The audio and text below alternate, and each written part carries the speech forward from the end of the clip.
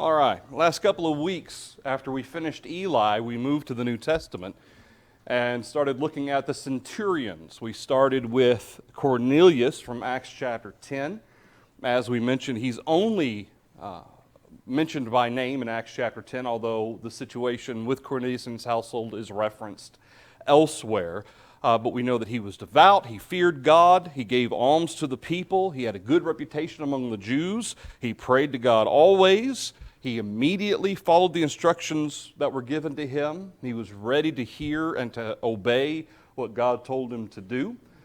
And as we ended last week, we actually finished up Cornelius last week. So now this week we're moving on to Julius, the centurion. He's only mentioned in Acts chapter 27. He's the only other named centurion in the New Testament, although there are multiple mentions of other centurions in the New Testament and in the Gospels.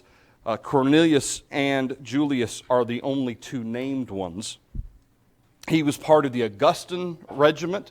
Remember that Cornelius was part of the Italian regiment. This was part of the Augustan regiment. And of course, there's outside historical information about both of those regiments.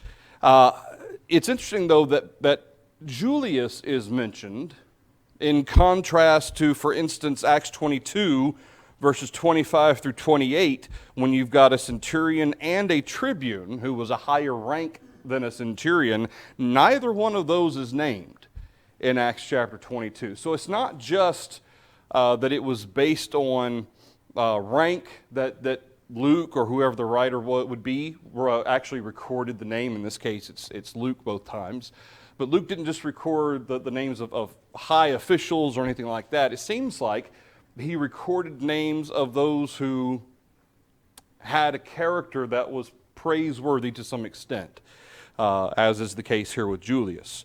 In his book, Jesus and the Eyewitnesses, Richard Bauckham suggests that typically the reason why some characters in the Gospels are named while others are not is that those who are named were believers in Christ whom the audience would have known and who could have been called upon as eyewitnesses to the accounts in which they were involved. Now, to be fair, even though we know Cornelius did become a Christian, there is no record of Julius becoming one. That's not to say, however, after all the events that take place in chapter 27, he didn't become one.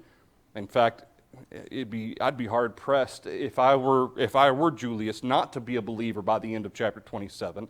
But this is the thought process that Richard Bauckham suggests, is that the ones who are named specifically so that Theophilus and those who are reading the book of Acts, in this case by Luke, written by Luke, can go back and verify or can talk to these individuals or what have you.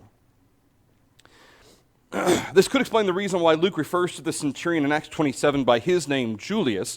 He may have been known to the believing community for whom Luke wrote the book of Acts. Citing his name may have been intended as a way to add veracity to Luke's account by referring to a known person who would be able to substantiate the account.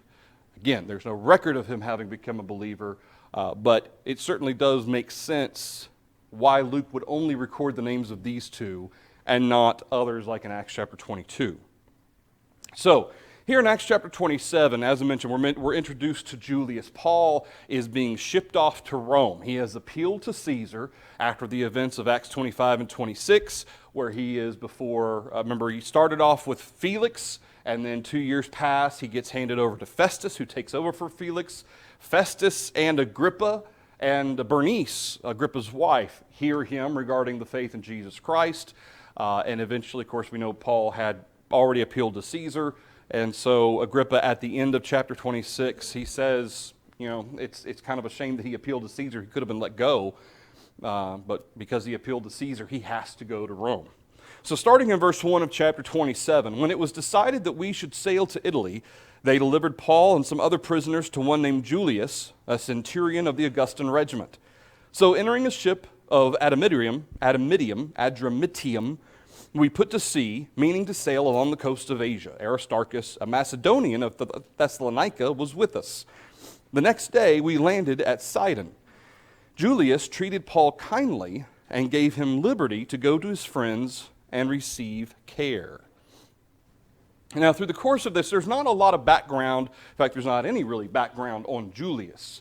However, here and there, there's these little tidbits that show that Julius had some favor towards Paul. For instance, here in verse 3, the fact that Julius treated Paul kindly. Now, maybe he treated other prisoners kindly as well, but Luke specifically says that he treated Paul kindly, as if for some reason maybe Paul was different than some of the other prisoners. And I imagine he certainly was, given the fact that, as far as we know, he's the only Christian being shipped to Rome, certainly the only apostle, and the charges against him aren't really, they're kind of fabricated, I guess you could say. They're kind of loose in terms of the evidence against Paul. In fact, Paul even appealed to that, to both Festus and Agrippa. But also, the fact that Paul is a Roman citizen might have also played a part in Julius maybe looking on Paul differently than some of the others who, I mean, generally speaking, you would assume that a lot of the prisoners that were on that ship are going to be either slaves or they're going to be third-class citizens, probably not a lot of Roman citizens like Paul is. Now, whether or not Julius, I would assume that would be required information for Julius to have, at least a little bit of Paul's background, that he knew Paul was a citizen. But regardless, we see that Julius treated Paul kindly, gave him liberty when they got to Sidon. Then in verse 4, when we'd put to sea from there, we sailed under the shelter of Cyprus because the winds were contrary. And then we go through and we find how that there's going to be a lot of traveling. In fact, we've looked before at the travels of Paul in this particular journey that he makes. Verse 6, he finds an Alexandrian ship sailing to Italy. And then we find in verse 9, now when much time had been spent, sailing was now dangerous because the fast was already over. Paul advised them, saying, "Then I perceive that this voyage will end with disaster and much loss, not only of the cargo and ship, but also our lives." The centurion doesn't listen to Paul, and of course, to be fair, he might not really have had any reason to. Just because he treated him kindly didn't mean he was a believer at this point. Verse 11, nevertheless, the centurion was more persuaded by the helmsman and the owner of the ship than by the things spoken by Paul. And so in verse 12, they find that the harbor is not suitable. They end up wintering in harbor of Crete. Then they come across this wind that drives the ship in verse 16 and 17. And then we go on down to verse 21. After long abstinence from food, Paul stood up in the midst of them and said, "Men, you should have listened to me and not have sailed from Crete and incurred this disaster and loss. Now I urge you to take heart, for there will be no loss of life among you, but only of the ship. For there stood by me this night an angel of the God to whom I belong and whom I serve, saying, 'Do not be afraid, Paul. You must be brought before Caesar, and indeed God has granted you all those who sail with you. Therefore take heart, men, for I believe God that it will be just as it was told me. However, we must run aground on a certain island.'" So after they get stuck in this huge wind that drives them out into the middle of nowhere, they've really got not many chances in the situation, especially with the storm that was going on, no small tempest Luke refers to in verse 20. Paul says, an angel of the Lord spoke to him, says no one's going to die, but the ship is going to be lost. You're going to have to run aground. Now, there's no reaction here in verse 26, but as we're going to see by the actions of the centurion here in just a minute of Julius, there seems to be some sense that the centurion is going to believe Paul. Now, when the 14th night had come, we were driven up and down in the Adriatic Sea. About midnight, the sailors sensed that they were drawing near some land. Verse 28, they took soundings, found it to be 20 fathoms. And when they had gone a little further, they took soundings again and found it to be 15 fathoms. Then, fearing lest we should run aground on the rocks, they dropped 4 anchors from the stern and prayed for day to come. And as the sailors were seeking to escape from the ship, when they had let down the skiff into the sea under pretense of putting out anchors from the prow, Paul said to the centurion and the soldiers, "Unless these men stay in the ship, you cannot be saved." Then the soldiers cut away the ropes of the skiff and let it fall off. presumably under the orders of Julius, because this is Paul saying to the centurion and the soldiers, unless these men stay aboard. So whether or not this is to be safe than sorry, hey, we've got no one else to really turn to, we might as well trust in Paul's God, or if this man had actually, because of this favor towards Paul, is kind of leaning towards believing him or whatever, regardless, Paul says we can't allow the sailors to escape. They have to stay aboard. And so the centurion, again, it says the soldiers cut away the ropes. Whether the soldier, I doubt the soldiers did that on their own. I imagine the centurion said, cut the ropes, and so they did. Then in verse 33, as day was about to dawn, Paul implored them to take food, all take food, saying, today is the 14th day, you have waited and continued without food and eaten nothing. Therefore I urge you to take nourishment, for this is for your survival, since not a hair will fall from the head of any of you. So, connected to this prophecy that was relayed to Paul, that Paul then relayed to the men on this boat, that everyone's going to be spared except for the ship, but they weren't even going to be wounded. Not a hair from the head of any of you is going to be will fall off. Verse 35, when he said these things, he took bread and gave thanks to God in the presence of all. When he had broken it, he began to eat. And they were all encouraged and also took food for themselves. And in all, we were 276 persons on the ship. So when they had eaten enough, they lightened the ship and threw the wheat into the sea. You've got 276 people. Granted, there's going to be a bunch of those who are sailors, a bunch of those who are prisoners, and then you're going to have this small group of the centurion and the soldiers who are there to look after the prisoners. But they all eat at this moment because this is what's going to happen in the day, is when they're going to be running aground. When it was day, verse 39, they did not recognize the land, but they observed a bay with a beach, onto which they planned to run the ship if possible. And they let go of the anchors and let them into the sea. Meanwhile, loosening the rudder ropes, they hoisted the mainsail to the wind and made for shore.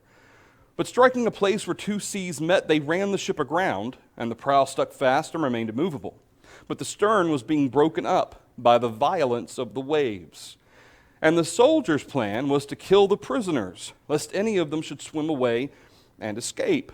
But the centurion, wanting to save Paul, kept them from their purpose, and commanded that those who could swim should jump overboard first and get to land, and the rest, some on boards and some on parts of the ship. And so it was that they all escaped safely to land. 276 people that were on this ship.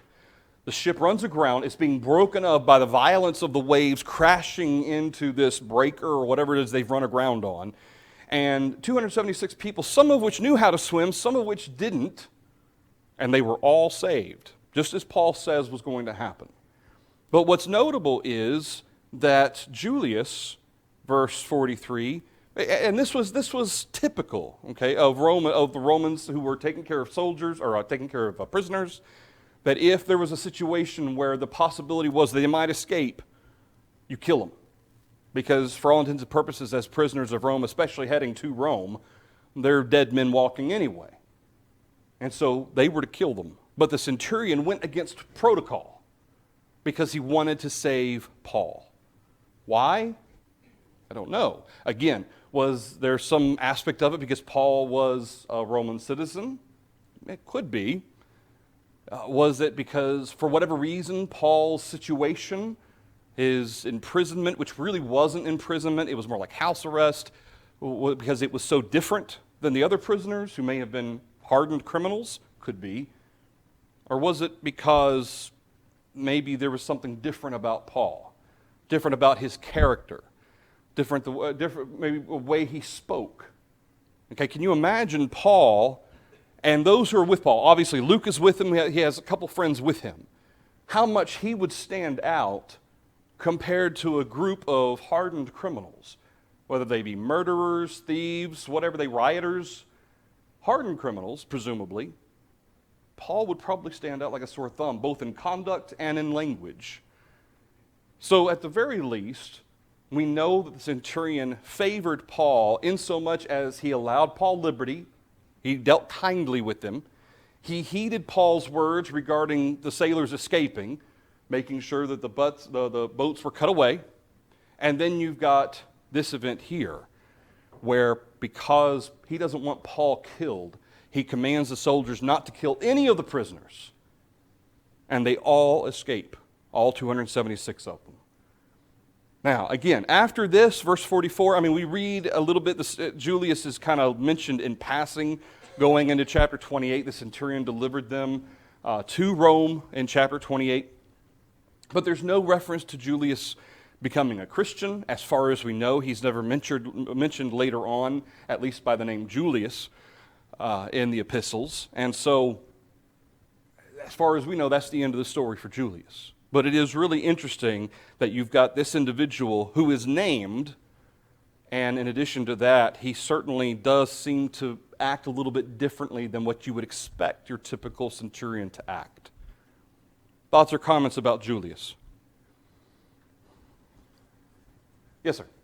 Yeah, just striking at the beginning, the idea of treating people with courtesy seems to be a lost manner even in our day and time, and certainly doesn't fit the stereotype of a centurion, a captain of a guard, Yeah. especially one who's in charge of prisoners, and you get them from point A to point B with your thoughts, stand, travel, stop, go. Yeah. That's just... Yeah, that's not a favorable job, shipping prisoners back and forth to Rome, especially as dangerous as it is. Well, as you said, it's essentially a an eye for an eye or a life for a life thing. You said, if they're to get away, you're going to kill them to Yeah, save yourself. Yeah. And so you're taking, we know it's not, but taking a chance to be kind or free somebody. And it leads you to the question of why did he treat Paul so differently?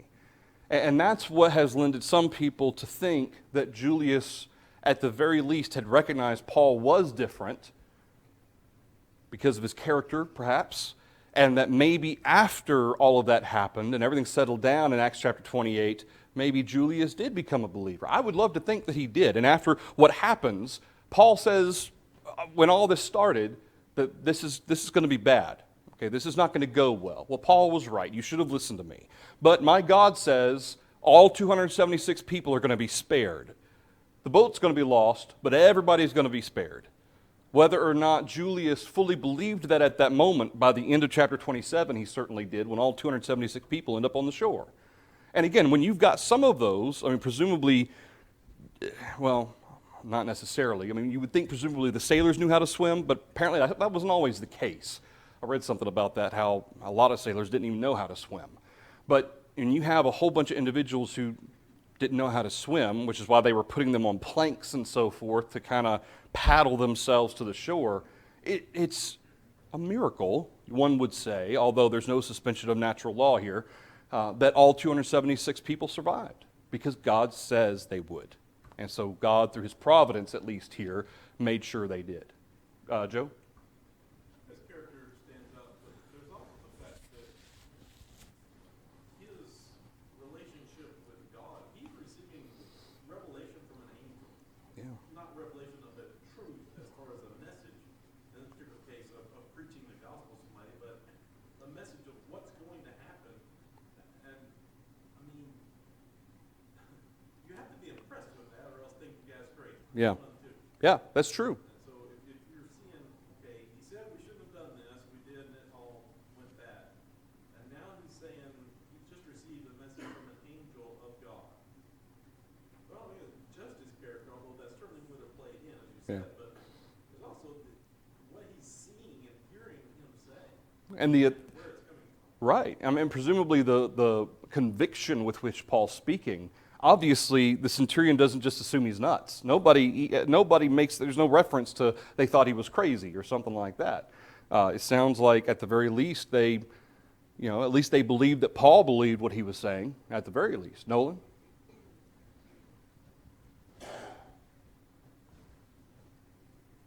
I see kind of, you alluded at the beginning, back in chapter 26, you're talking to Agrippa. Yep.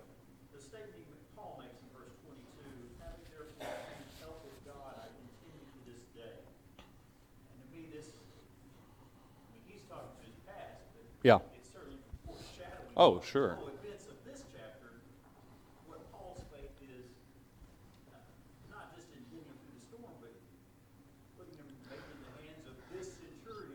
Yeah. and the different treatment and all that. And as far as talking about whether people can swim or not, you would think the majority of prisoners, probably unlike Paul, maybe been in dungeon or far worse conditions, wouldn't be in shape to swim.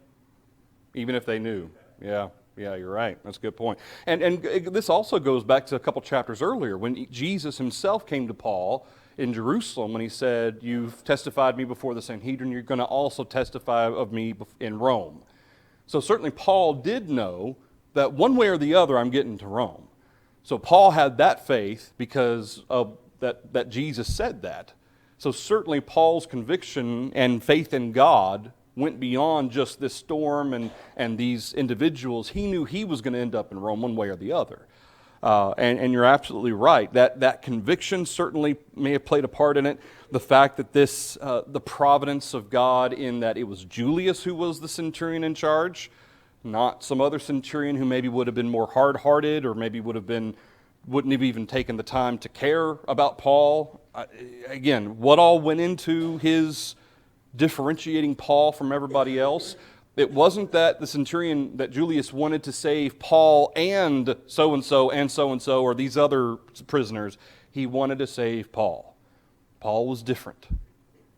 And again, I would love to think that eventually Julius, after this event of Acts 27, you would think anybody who lived through that and actually had someone telling you this is what's going to happen, and it happened exactly that way, I would think that you would believe after that point. Whether or not Julius did, I don't know. But as we mentioned at the very beginning of this, it is notable that he's named so that, presumably, if one wanted to corroborate what Luke was saying, they could go to Cornelius, as of Acts chapter 10, and learn about what had happened, that it's exactly the way Luke described it. That they could potentially go to Julius, and Julius could confirm whether or not he was a Christian. At the very least, presumably maybe he was still alive as of Luke writing this to Theophilus, and they could confirm that. Or at least maybe people who knew of Julius. Yes, sir? That's possibly a similar reason why in verse 2 they made a stop for 2, and now, Aristarchus, this Macedonian from Thessalonica, Yeah. is with I thought that was kind of weird too. no more part of the story, Yeah. but perhaps Another witness.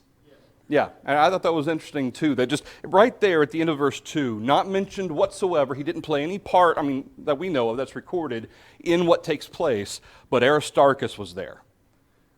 Okay, well, why is that important? Well, at the very least, you can go to Aristarchus and ask, hey, this is what Luke says happened, is this what happened? And Aristarchus can say, yeah, that happened. That's a very practical, very logical way of including sources for what you're saying. Anything else through that? And keep in mind, Luke's whole purpose that he addresses when he begins the letter is, I'm setting these things forth so you can know of surety. Right. And this goes... My word and others who were there and saw it, lived it. Right. And in a lot of ways, Acts is almost like part 2 of the Gospel of Luke, because Luke says the same thing at the beginning of the Gospel of Luke. That he recording these things for the purpose of making sure everything's laid out the way it should be.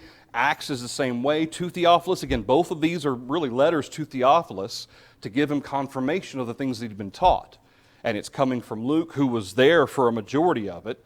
And for the things he wasn't, he went to the sources. He went to the horse's mouth, so to speak, and made sure, certainly he was inspired of the Holy Spirit as well, but he had all of this, having a perfect understanding from the very beginning.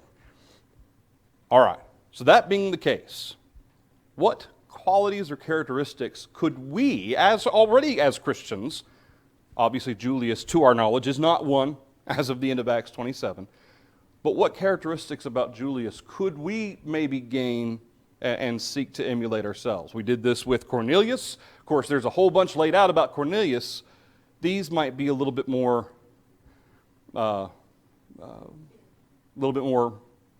behind the scenes. But what about Julius could we seek to emulate?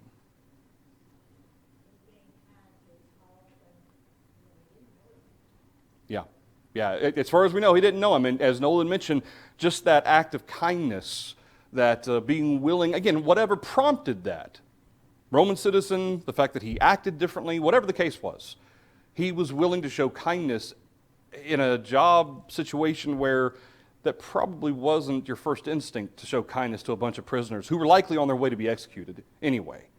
So the fact that he did that certainly shows an element of good within his character. Nolan? Just think of him as an employee. He faithfully carries out his charge. Did all these guys for Rome. Yeah. You said it's noted in the next chapter. He delivers them. Now, he broke some protocols or maybe some custom or whatever the day, but he did what he was charged to do. Absolutely. Absolutely. And in a lot of ways, he went above and beyond his charge, putting a lot of faith and trust in Paul, especially not wanting Paul to be killed, letting all those prisoners escape. That would have been him and his men's heads on the platter had they actually escaped. But that's another thing that's not even mentioned here is that, I mean, of course, it's kind of implied in chapter 28 in those first couple of verses, but none of those prisoners took the opportunity to run away. I don't know that they could have, and certainly probably after all of that, not having eaten for 2 weeks, then eating that one time, they probably weren't in shape to. But regardless, they all got there, and they're all still, all 276 people all together. And nothing changed over the course, and it's not like a day passes and then they're in Rome. There's quite a bit of time that passes in chapter 28. No? Touched on this a little bit in our previous study in chapter 10, and passage which I think what Joe was reading out. In the Roman army, your centurion who knows just commands come down from above, right down the chain, and I do what I'm told. Yeah. And now in the middle of all this, here's a guy saying, well, an angel is telling me, and whatever it took to convince him, maybe it was we tried everything we know. Yeah. But he's willing to listen to another source or what's reason, what ends up being right. Yeah. Well, and he gives another god a chance. You know, the Romans had multiple gods, which obviously hadn't saved them from the situation they were in. But Paul's God seems to be pretty consistent. Talking to Paul, Paul's been right about everything. So maybe it's time to give Paul's God a chance here. So yeah, I mean, I think you see that element of kindness, the willingness to go above and beyond.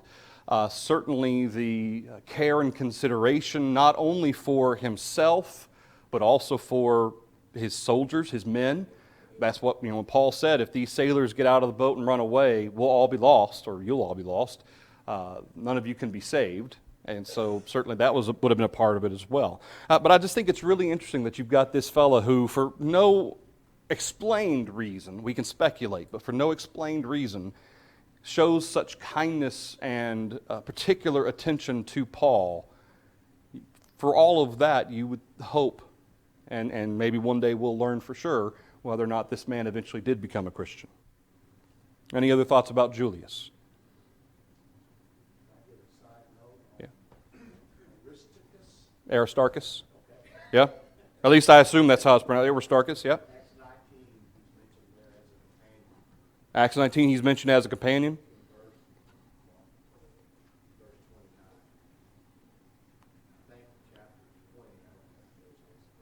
Yep, Aristarchus. Yeah, Gaius and Aristarchus. That's right. That's in Ephesus when all the commotion's going on in Ephesus. Yeah. Yeah. All right. And Acts 20 as well, verse 4. Aristarchus, Secundus. Yep. Oh, all right. Thank you. All right, anything else through that? All right, let's move on to the centurion at the cross.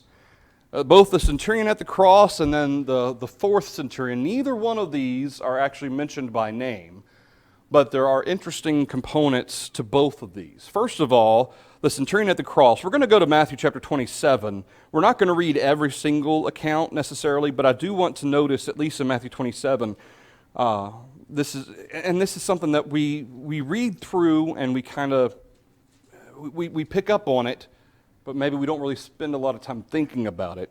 And so this is after Jesus he's died on the cross in verse 50. Verse 51, the veil of the temple is torn from top to bottom. And what was the purpose of that? What was the purpose of mentioning the fact that the veil in the temple was torn from top to bottom? It's like, I mean, the Romans aren't going to care about that. Yeah, the old law and that which separated the most holy from everybody else, that veil between the two, is now taken away. And then you've got the earth quaking. You've got shaking so bad that rocks are being split. You've got graves opening and the bodies of the saints. Who are we talking about? I mean, Christ has just died. It's not like there's a whole church established yet. Who are the saints? Yeah, these would have been faithful Jews under the law. Okay, bodies of the saints who had fallen asleep were raised. You know, it's interesting, but this is really the only time that this is mentioned at this point. But what an impact that must have had. Yeah, sometimes you kind of read over that through the process of describing Jesus' death and so forth, but just picture that for a minute. It doesn't say how many people were raised from the dead, but you had a whole bunch of people raised from the dead who were faithful under the old law, going about, and presumably they remained alive until they died again, like Lazarus. I would assume it wasn't just for 10, 15 minutes and they died again. I would assume that wasn't the case. And so in verse 53, coming out of the graves after his resurrection, they went into the holy city and appeared to many. And I think that's really interesting because between verse 52, the graves were opened, they were raised, and then verse 53, coming out of the graves after his resurrection, they went into the holy city and appeared to many. So you've got at his death, you've got the graves opening, and then in verse 53, whether this is happening both times, both events, both at his death and at his resurrection, or it's simply describing the fact that some were raised in verse 52, and then in verse 53 they didn't go into the city until after he was raised, depending on how you read that. But it's really, I mean, the power that's being shown here, and that it's all happening as Jesus has died. Verse 54, so when the centurion and those with him who were guarding Jesus saw the earthquake and the things that had happened, they feared greatly, saying, truly this was the Son of God. Now some of your Bibles may have a little sub reference or something like that may read, truly this was the Son of a God. Because there's some thought as to, well, why would they assume it was Jehovah? They were probably thinking it was the Son of a God. But in every single one of the accounts, it's always the Son of the God, or the Son of God, not necessarily Son of a God. But either way, they recognized that Jesus was different. Whatever he was different.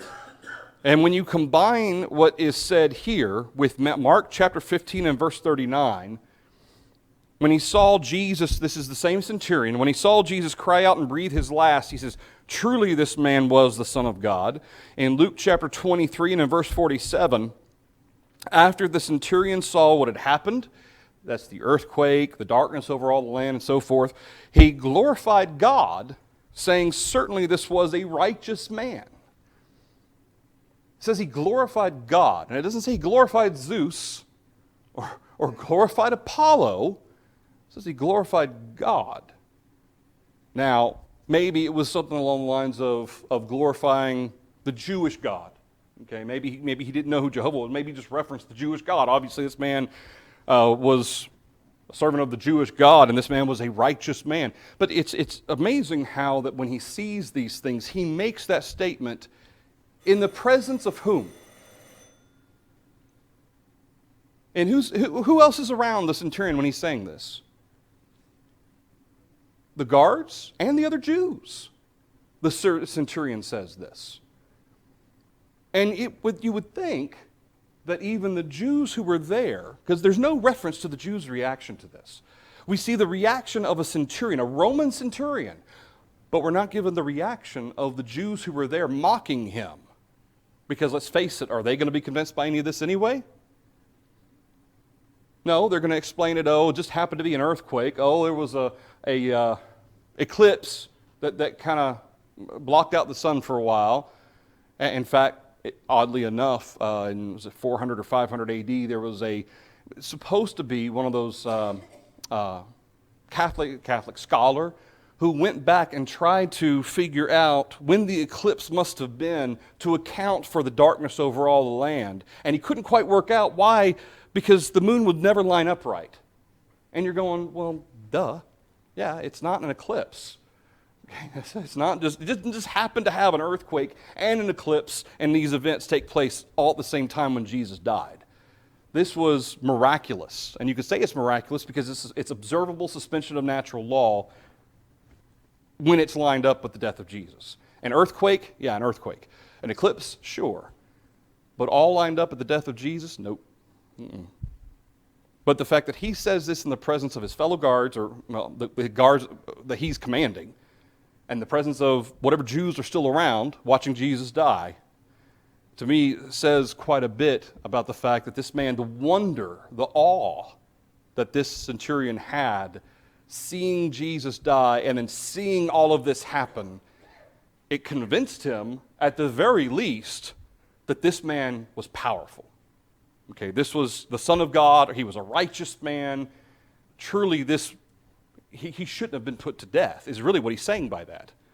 There's no reason why he should have been put to death. He was a righteous man. And God is mad, or God is angry, may have been his thought process. But regardless, he saw what happened. Nolan? Yeah, it's very interesting to me, a guy who, assuming he's been on the job a while, he's seen Oh, yeah. thousands of deaths. He's seen this scene played out every day, many times over and over. And yet you said he utters a statement of faith immediately or on the spot. Yeah. Whereas some others, you say, they're going to take more persuasion, Acts 2. Acts 2. Say, hey, you did this and lay it right out. Yeah. There comes some dying. And can you imagine the realization at that point for these Jews on the day of Pentecost, when they think back to when they were before the cross, that many of them may have seen Jesus die, many of them may have felt the earthquake and witnessed the darkness over the land, then all of a sudden for it to just kind of register, that's why that happened. That's why the earth shook. That's why there was darkness over the land. We killed the Son of God. We killed the Messiah. Even that centurion who stood there and watched it all recognized this was the Son of God, or a righteous man. And we didn't. No? I would think along those lines, to have this kind of job, hey, this guy's done something wrong, he's being punished. That's how you can live with yourself, to do this day in, day out. Yeah. And he said, today, his realization, we killed the wrong guy. Yeah. Out of all the thousands, however many, Yeah. oops, this was a mistake. Yeah. Well, and just to say, because when you combine Luke 23 with Mark 15 and Matthew 27, what you've got is a centurion who, first of all, recognizes this man he was divine in some way. He was the Son of God, and he was innocent. He was a righteous man.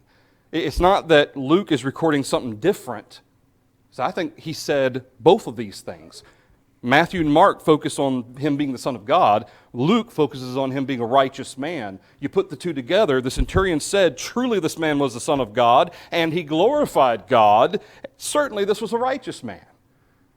Yet for all the charges against him, obviously it wasn't true.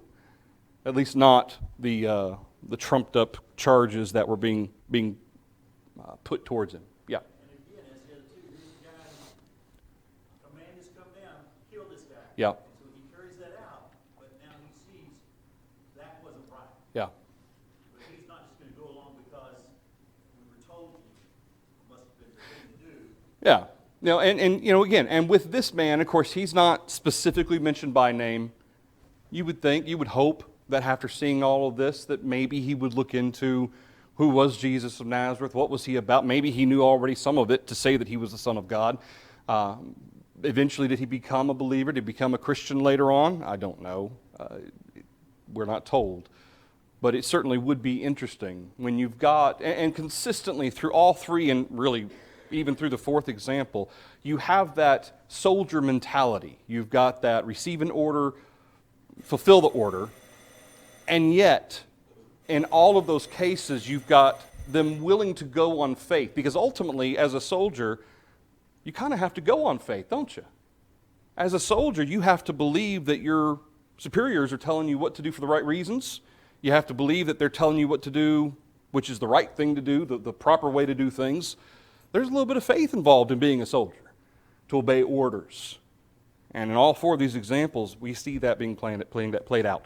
All right, we will stop here. We'll pick up next Wednesday night with the wise centurion. after we talk a little bit more about the centurion at the cross. Thanks, everybody.